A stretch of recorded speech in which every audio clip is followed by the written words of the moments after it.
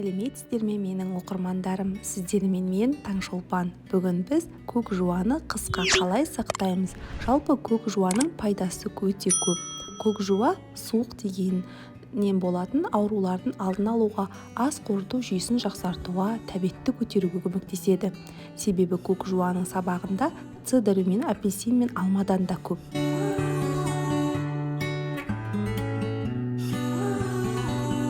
Ең алдымен біз көк жуамызды жақсылап жууымыз қажет. Керекті суымызды құйып аламыз. Бақшадан терген барлық жуамызды жақсылап жуып тазартамыз.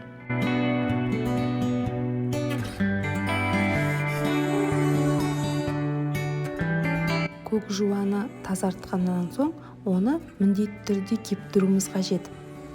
Көк жуаның бойындағы сулардың барлығы кепкеннен кейін барып, біз оны турап керекті ыдыстарымызға саламыз. Көк жуада кальций мен фосфор бар болғандықтан тіс жағдайын жақсартады. Тіс қанауы азайып, тіс ауруларының ұлғаюына жол бермейді. Осындай көлемде, кішкентай көлемде турап аламыз. Ал бас жақтарын біз оны асқа, күнделікті асқа қолдансақ болады. Осылай турап барлықтарын, қалғандарын да осылай турап аламын. Неге? Сабағында цинктің мөлшері мол болғандықтан тырнаққа, шашқа және теріге жақсы әсер береді.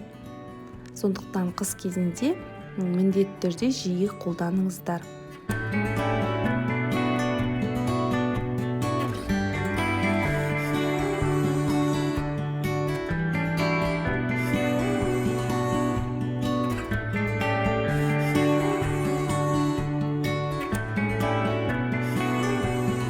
Осындай баклажкаларға біз барлығын салып аламыз.